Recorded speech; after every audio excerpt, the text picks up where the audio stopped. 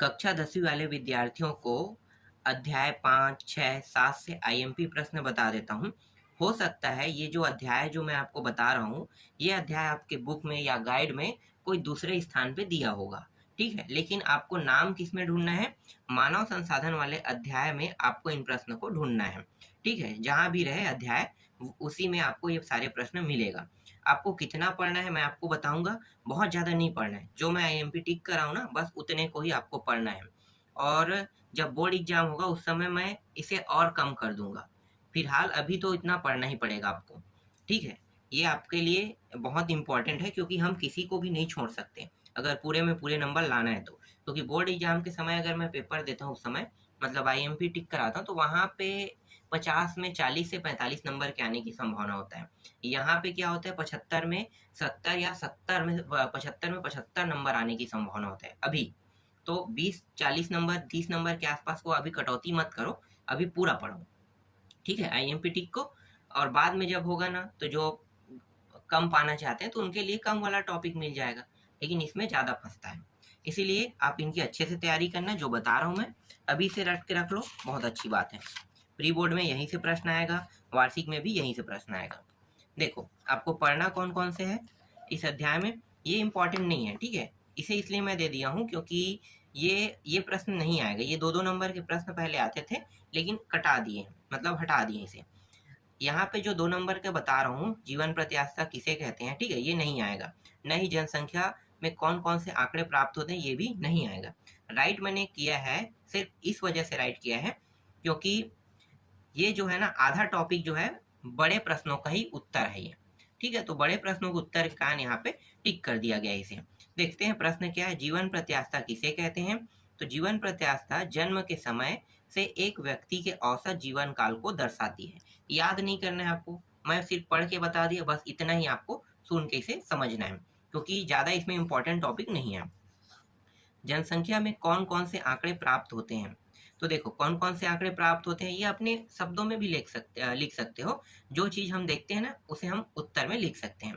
तो लोगों की कुल जनसंख्या को बताया जाता है, स्त्री-पुरुष की संख्या को बताया जाता है, पढ़े-लिखे व्यक्तियों की संख्या बताया जाता है, भिन्न वर्ग के लोगों की संख्या को बताते हैं, ग्रामीण व नगरीय वितरण को बताते हैं, ठीक है? अर्जित व कार्यशील जनसंख्या, आय का स्तर आदि इन सभी को बताया जाता है। ठीक है? ये 3 नंबर के प्रश्न के लायक है। ये 3 नंबर में आ सकता है। ठीक है? ये इम्पोर्टेंट है।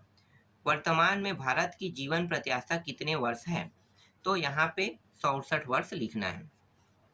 सन 2001 में साक्षरता दर कितनी थी? तो 64.87% थी। ठीक है? साक्षरता दर। अभी बढ़ के तो 70 दशमलव के आसपास है। ठीक है? आगे देखते हैं, यहाँ पे कोई इम्पोर्टेंट है क्या? मैंने टिक नहीं किया है तो आपको नहीं पढ़ना है उसे। ठीक है? इसके बाद देखो ये रहा, जनसंख्या किसे कहते हैं? जनसंख्या किसे कहते हैं? तो गाँव, शहर, देश आदि में रहने वाले लोगों की संख्या को ही हम वहाँ की जनसंख्या कहते हैं। ठीक है? लिंगानुपात किसे कहते हैं? किसी देश या क्षेत्र में पुरुष और स्त्री के अनुपात को लिंगानुपात कहते हैं। जनसंख्या घनत्व किसे कहते हैं? किसी निश्चित भूभाग के क्षेत्रफल तथा उसके बसे लोगों के मूल्यों में जो अनुपात होता है उसे जनसंख्या घनत्व कहते हैं। सर्वाधिक कार्यशील वर्ग कौन सा है? तो इसे हम कहते हैं युवा को कहते हैं। अब जो 3 नंबर के प्रश्न है ना, इस अध्याय से जो आएगा यही प्रश्न है। देखो, इसे मैंने टिक किया है, जनसंख्या के आंकड़े हमारे लिए कैसे उपयोगी है। ठीक है? तो उपयोगी कैसे हैं? तो आप इसे पढ़ के जान सकते हो। इसे आप लोग टिक कर लेना, ठीक है? ये बहुत बड़ा-बड़ा उत्तर है, मैं इसे पढ़ के नहीं बता रहा हूँ।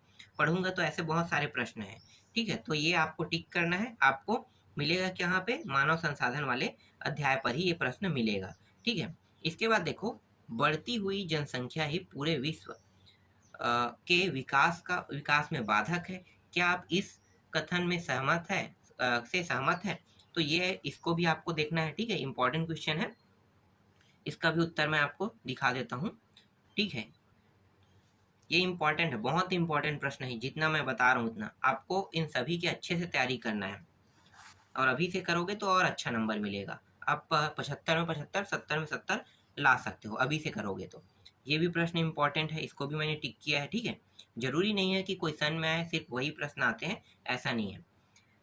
एक दो प्रश्न ऐसे प्रश्न आते हैं जो किसी सन में नहीं आए रहते हैं। इसी वजह से क्या होते हैं, जो बच्चे सन में आए हुए बड़े प्रश्नों को पढ़ते हैं ना, तो बाद में कुछ ऐसे प्रश्न आ जाते हैं लगभग 60 नंबर या 55 नंबर तक के सन में आए हुए प्रश्न देंगे, वो भी बड़े बड़े को। उसके बाद छोटे छोटे में ना कोई सन में नहीं आया उसको दे दिया जाता है, तो 25 नंबर के आसपास ना नुकसान होता है। इसीलिए ना जो इम्पोर्टेंट है उसको मैं बता रहा हूँ।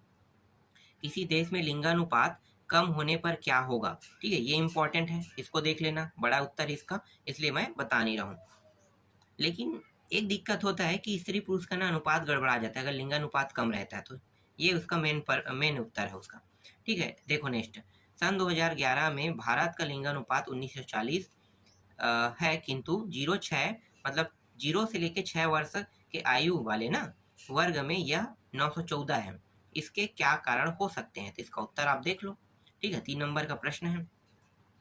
यहाँ पे ये भी इम्पोर्टेंट है, भारत में पुरुष की तुलना में महिला साक्षरता कम है, इसके लिए इसके क्या कारण है। ठीक है, ये भी इम्पोर्टेंट है, इसका और भी उत्तर है, थोड़ा सा बड़ा है ये भी, ये रहा। ठीक है, यहाँ तक है। इसके बाद देखो, किसी देश की जनसंख्या में युवा वर्ग के लोग ज्यादा तो उस देश की आर्थिक व्यवस्था कैसी होगी। इसका उत्तर यहाँ पे आप देख सकते हो, लगा हुआ है। ठीक है, आगे दिखाता हूँ। 3 नंबर में ज्यादा प्रश्न नहीं है, आपको सिर्फ 9 प्रश्न ही पढ़ना पड़ेगा। जनसंख्या विस्फोट समाज के लिए घातक है, कैसे समझाइए। तो देखो, खाद्यान्न समस्या उत्पन्न होता है, दूसरा है आवास व स्वास्थ्य संबंधी समस्या उत्पन्न होता है, और बेरोजगारी की समस्या उत्पन्न होता है।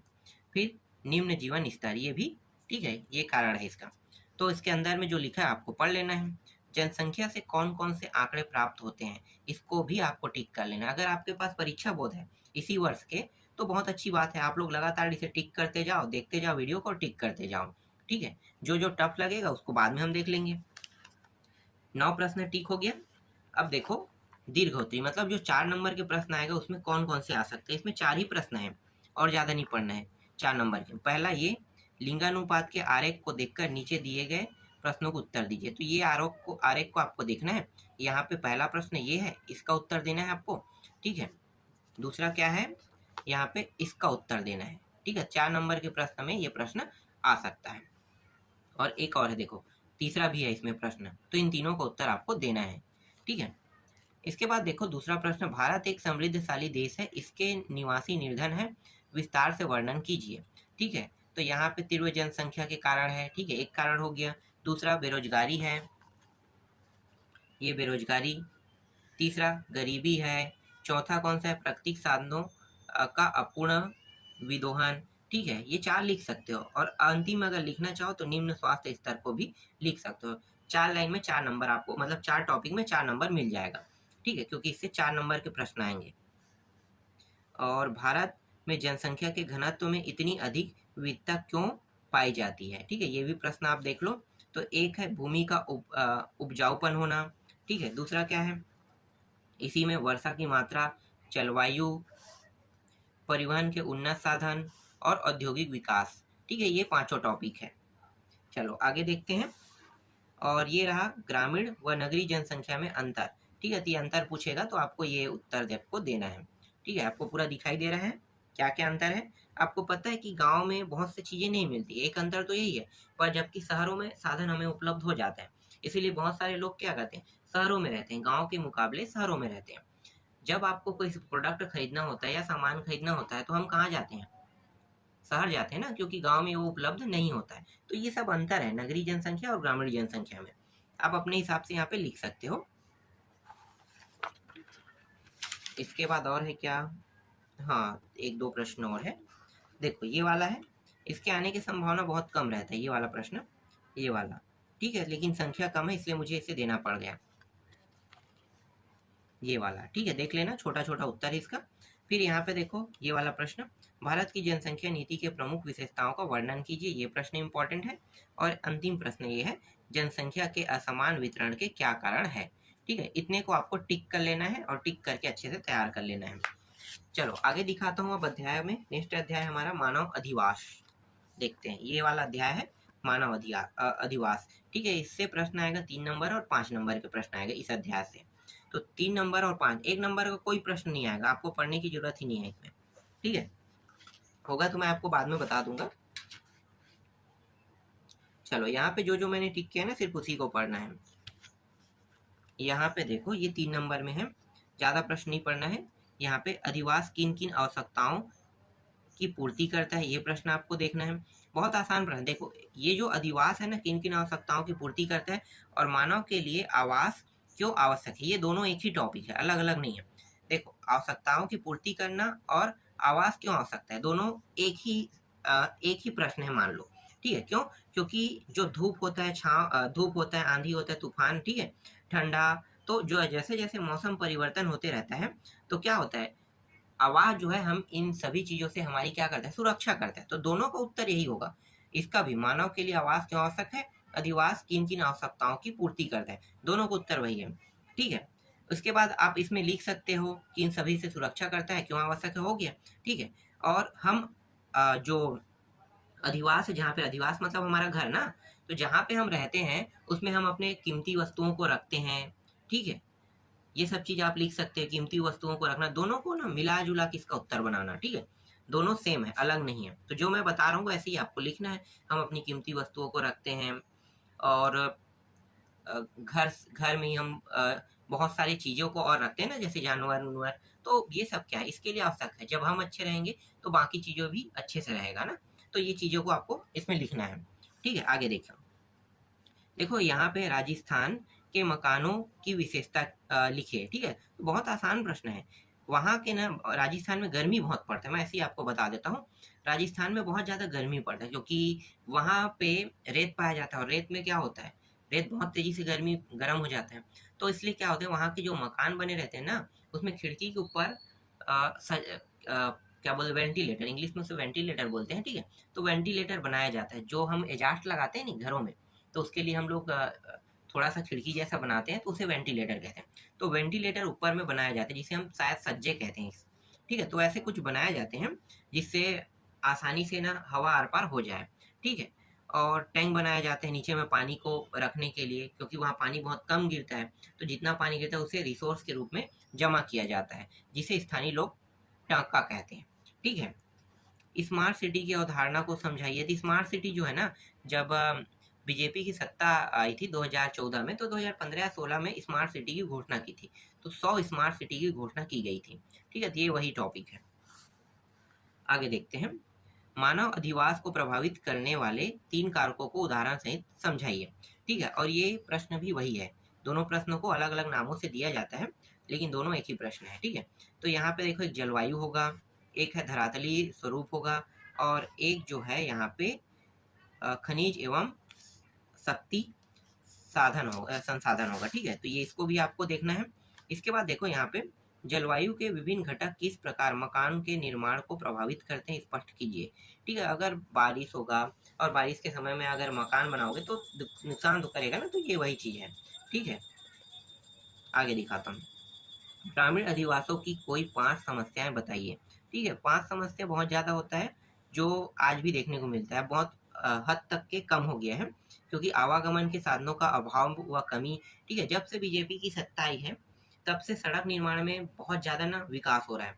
जो हम सड़क देख रहे हैं ना, अभी जो सड़क बन रहा है आप लोग देख रहे होंगे, 2 लेन बन रहा है, किसी के यहाँ पे प्रधानमंत्री ग्राम सड़क योजना, वो राज्य नहीं है, वो पूरा का पूरा ना प्रधानमंत्री ग्राम सड़क योजना है। जितना भी सड़क बन रहा है स्टेट की ओर से नहीं बनाया जा रहा है, छत्तीसगढ़ राज्य सरकार की ओर से नहीं बनाया जा रहा है। तो मतलब बहुत सारी चीज़ों में बहुत सारी अच्छी अच्छी चीज़ें हुई हैं। ऐसा नहीं है कि छत्तीसगढ़ सरकार कुछ अच्छा कार्य नहीं कर रही है, कर रही है, पर उनके कार्यों में क्या है कि ज़्यादातर दिखाई नहीं दे रहा है। ठीक है, स्वच्छ पेयजल का अभाव व कमी। इसके बाद देखते हैं, और भी है यहाँ पे, इसको भी आपको रट लेना है। इसके बाद देखो 8वां प्रश्न, ग्रामीण अधिवास पर एक टिप्पणी लिखिए। बहुत आसान है यार, ग्रामीण अधिवास पर एक टिप्पणी लिखना। आप जैसे रहते हो ना, अगर मान लो गांव से हो तो गांव के लोग कैसे रहते हैं, बस पूरा लिख दो, छाप दो, कुछ नहीं करना है। इसको पढ़ोगे तो फालतू टाइम वेस्ट होगा, पढ़ने की जरूरत नहीं। ग्रामीण अधिवास पर एक टिप्पणी करें तो गाँव के लोग कैसे रहते हैं, सुबह खेत जाते हैं, जानते हो ना, तो गाँव के लोग सुबह सुबह जैसे ही मतलब गांव के लोग सुबह जब उठते हैं तो सुबह सुबह वो लोग खेत को टहलने के चले जाते हैं। कुछ लोग अपना कार्य में लग जाते हैं, जैसे कोई दुकान उकान चला रहा है तो दुकान वाले काम में लग जाते हैं निजी क्षेत्र में। अधिकतर लोग जो है कृषि करते हैं। तो ये सारी चीजें आपको लिखना है अपने शब्दों में, जो देखते हो ना वो पूरा लिख लेना, ठीक है। कब कृषि किया जाता है, कब कब कौन सा फसल बोया जाता है, तो यही है ग्रामीण अधिवास पे टिप्पणी लिखना, ठीक है। नल है, पानी की अगर व्यवस्था है, कहीं पर टंकी है, तो हमारे यहाँ टंकी जो है सुबह 6 बजे से 7 बजे 1 घंटे के लिए खुलता है, जिसमें पानी आता है। और कुछ लोगों के घर में वो टंकी लगा, पानी वाला टंकी फिट है, कुछ लोगों के घर में नहीं है, ठीक है। तो ये सब चीज़ अपने उत्तर में लिखना है आपको, ऐसे प्रश्नों को रटा नहीं जाता है, ठीक है। ये अपने अपने ही उत्तर होते हैं ये। नगरीकरण से कौन कौन सी समस्या उत्पन्न हो रही है, उदाहरण देकर समझाइए कह रहा है, ठीक है। दीर्घोत्तरी में प्रश्न आएगा 5 नंबर का, तो ये पूरा 55 नंबर का प्रश्न है, ठीक है। इन सभी को आपको रट लेना है। पर्यावरणीय समस्या है, ठीक है, यहाँ पे आवास समस्या है, फिर रोजगार की समस्या है, तो ये सब इसके उत्तर हैं। इसके अलावा यहाँ पे देखो दूसरा प्रश्न है, ये भी 5 नंबर के हैं। ग्रामीण अधिवास और नगरीय अधिवास की तुलना कीजिए, फिर वही प्रश्न आ गया, ठीक है। तो ये 5 नंबर के तौर पे रटोगे ज़्यादा अच्छा है, ठीक है। इसमें ज़्यादा पढ़ने को मिलेगा और ज़्यादा जानकारी रहेगा। 5 नंबर में है तो आपसे ये बन जाएगा। इसके बाद देखो यहाँ पे है, नगर की विकास अवस्था का वर्णन कीजिए, ये प्रश्न आपको देखना है, ठीक है। और यहाँ पे इसका उत्तर भी लगा हुआ है, देख लो। पूर्व बचपन, शैशवावस्था, ठीक है, किशोरावस्था, पौणावस्था, अंधेड़ अवस्था और एक होता है वृद्धावस्था, ठीक है। तो ये है, इन सभी को आपको अच्छे से पढ़ना है। और अंतिम प्रश्न है दीर्घोत्तरी का चौथा प्रश्न, ये आप देख सकते हो, ठीक है। ग्रामीण अधिवास के प्रतिरूपों का वर्णन कीजिए, ठीक है। तो क्या है, रेखी प्रतिरूप, आयताकार प्रतिरूप, वर्गाकार प्रतिरूप, वृत्ताकार प्रतिरूप, अरीय त्रिज्या प्रतिरूप, ठीक है। एक अध्याय और है, उसको देख लेते हैं। इससे सिर्फ 4 नंबर के प्रश्न आएगा, ठीक है। प्रथम विश्व युद्ध से सिर्फ 4 नंबर के प्रश्न आएगा। तो जब ये आप टिक करोगे ना, जो जो मैं प्रश्न बता रहा हूँ सिर्फ उनको बस आपको टिक करना है, ठीक है। दूसरा प्रश्न आपको टिक नहीं करना है। तो यहाँ पे मैंने बहुत सारे प्रश्नों को छोड़ दिया, देखो अति लघुत्तरी को मैंने पूरा छोड़ दिया है, ये वाला आपको नहीं देखना है। लघुत्तरी में यहाँ पे कोई इंपॉर्टेंट नहीं दिख रहा है, ये थोड़ा सा बड़ा है लेकिन इसको पढ़ने की आवश्यकता नहीं है, ठीक है। इसको भी मैं हटा दिया हूँ। और लघुत्तरी में बहुत सारे मैंने काट दिया है, ठीक है। लगभग 1-2 प्रश्न अगर आ जाता है तो मैं उसे रख लूँगा। 1 सेकेंड, कहीं पे होगा तो मैं देख रहा हूँ, उसके बाद मैं बता रहा हूँ ना, ठीक है। ये प्रश्न देखो, ये लघुत्तरी प्रश्न है। वर्साई की संधि का जर्मनी पर क्या प्रभाव पड़ा है, ये इंपॉर्टेंट है, ठीक है। इसको मैं रख रहा हूँ। एक और है इसी में, ये दोनों मिलता जुलता आता है, ये दोनों मिला के आते हैं ना। ये 10वां प्रश्न देख लो। जर्मनी की महत्वाकांक्षी प्रथम विश्व युद्ध को भड़काने में उत्तरदायी थी, स्पष्ट कीजिए। तो ये दोनों एक ही है, एक साथ ना मिल के आ जाता है ये प्रश्न, ठीक है। इसलिए आपको इसको देखना है। इसके अलावा सैन्यवाद नहीं, इन सबको नहीं देखना है। क्या प्रभाव पड़ा प्रथम विश्व युद्ध वाला, रूस से अलग है, ये भी नहीं पढ़ना है आपको। सीधा दीर्घोत्तरी में आते हैं आप, ठीक है। 4 नंबर के प्रश्न आएगा यहाँ से।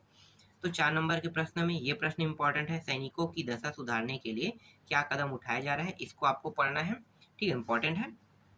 इसके बाद देखो यहाँ पे ये प्रश्न आपको पढ़ना है, जर्मनी के साथ कैसा व्यवहार हो, इस पर रूस, अमेरिका, फ्रांस और इंग्लैंड के विचारों में क्या फर्क थे, ठीक है। ये प्रश्न आपको पढ़ना है। ये जो प्रश्न है इसके उत्तर बहुत बड़े बड़े हैं, तो आपके पास जो भी गाइड होगा उसमें टिक कर लेना, आसानी से मिल जाएगा, क्योंकि बड़ा प्रश्न है, स्वाभाविकली ही मिल ही जाएगा, ठीक है। यहाँ पे देखो ये प्रश्न इंपॉर्टेंट, प्रथम विश्व युद्ध में जर्मनी की पराजय के क्या कारण थे, ये इंपॉर्टेंट है। इसके बाद ये वाला नहीं पढ़ना है आपको, ना ही ये पढ़ना है, 5वां को भी नहीं पढ़ना है। सीधा 6वां पे आते हैं, प्रथम विश्व युद्ध के 5 कारणों को बताइए, ठीक है। ये प्रश्न इंपॉर्टेंट है। तो यहाँ पे एक कारण ये है, राष्ट्रीयता की भावना का विकास। दूसरा जो कारण है वो है साम्राज्यवाद एवं आर्थिक प्रतिद्वंदिता। तीसरा है पूर्वी समस्या। चौथा है यूरोप का सैनिकरण। और 5वां है अंतर्राष्ट्रीय संस्था का अभाव। इसके बाद 7वां देखो, प्रथम विश्व युद्ध के कोई 5 परिणाम लिखे, ठीक है। तो 5 परिणाम लिखना है। तो पहला परिणाम देखो, आपको लिखना है 3 राजवंशों की समाप्ति, ठीक है, एक हो गया। दूसरा है सामाजिक परिणाम। तीसरा है सैन्य प्रवृत्ति का प्रबल होना। चौथा कारण है अमेरिका के महत्व में वृद्धि होना। और अल्पसंख्यकों की समस्या। और ये वर्साय की संधि वाला, ये तो काफी इंपॉर्टेंट प्रश्न है, इसको अच्छे से याद कर लेना। ठीक है, ये प्रश्न आते ही रहता है। और प्रश्न होगा तो दिखा देता हूँ। हाँ ठीक है, और है। ठीक है, ये प्रश्न इंपॉर्टेंट है। 1914 इसमें प्रारंभ हुई विश्व युद्ध विश्व युद्ध क्यों कहा जाता है। ठीक है, ये वाला हो गया। ये प्रथम विश्व युद्ध के बारे में है। 1914 में ही शुरू हुआ था प्रथम विश्व युद्ध। इसके बाद प्रथम विश्व युद्ध का जन सामान्य पर क्या प्रभाव पड़ा। ठीक है, ये दोनों एक ही है, अलग नहीं है। ठीक है, थोड़ा सा इसमें और इन दोनों को मिला के भी लिखोगे ना तो आप पूरा पूरा अच्छे से बना पाओगे। देखो, वर्साय की संधि वाला वहां भी मैंने टिक किया था, यहाँ पे देखो भी, यहाँ भी टिक किया है ना। तो दोनों को मिला के जैसे पढ़ते हो तो वही प्रश्न है यहाँ पे, लेकिन यहाँ पे क्या हानि उठानी पड़ी कह रहा है। ठीक है, इसको देखना। और इम्पोर्टेंट है कि हाँ है, यहाँ पे 12वां इम्पोर्टेंट है। ठीक है, इसको देख लेना। चलो आगे दिखाता हूँ। प्रथम विश्व युद्ध में कौन सी तकनीकों का प्रयोग किया गया है, इसको भी टिक कर लेना। ठीक है, ये जो तकनीक है ना, देख लो, मशीन है, तोप है, टैंक है, पनडुब्बी है, और एक है विषैली गैस, इन सभी का उपयोग किया गया था। और अंतिम जो प्रश्न है वो है प्रथम विश्व युद्ध के लिए उत्तरदायी कौन था। ठीक है, ये प्रश्न है। तो इतने को टिक कर लेना, इतने को पढ़ना। जितना मैंने छोड़ दिया ना उनको नहीं पढ़ना है, वो प्रश्न नहीं आएगा। ठीक है, जो मैंने टिक किया सिर्फ उन्हीं प्रश्नों को पढ़ना है, यही प्रश्न सब एग्जाम में आएगा।